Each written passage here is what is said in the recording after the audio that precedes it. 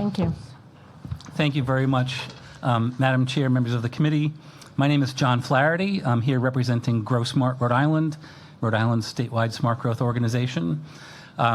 We are nearing the end here, and I will be brief. I know that everyone's eager to be able to go home. So I want to first just thank you for always going above and beyond what has been proposed by the governor in the last few years. It's been vitally important to maintaining the service. Rep. Tanzi, thank you so much for having raised the issue during Director Duran's presentation that the governor's closing the budget deficit does not include restoring the service cuts that took effect last year, which were the most sweeping and damaging service cuts in RIPTA's now 60-year history.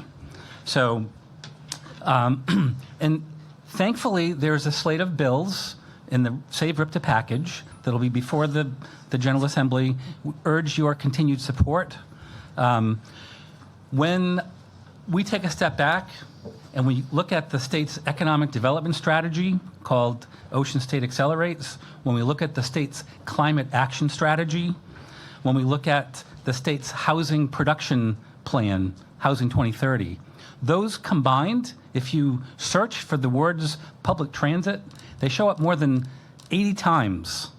So there's a connection to all of those things that can only be met if we actually have a sustainable and robust public transit system, which currently is used by a much more narrow slice of the population because it is not as convenient as it should be.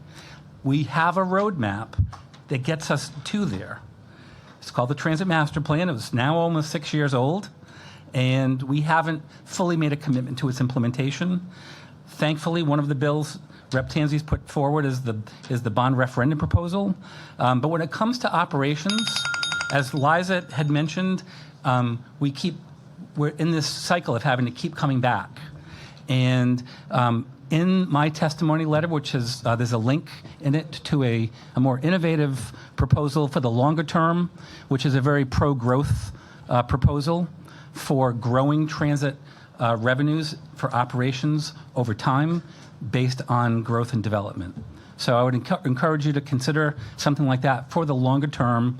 The bills that are in the Save RIPTA package are vital and will all bring us closer to where we need to be, but that may be something to consider in the future. And I appreciate your time and your efforts.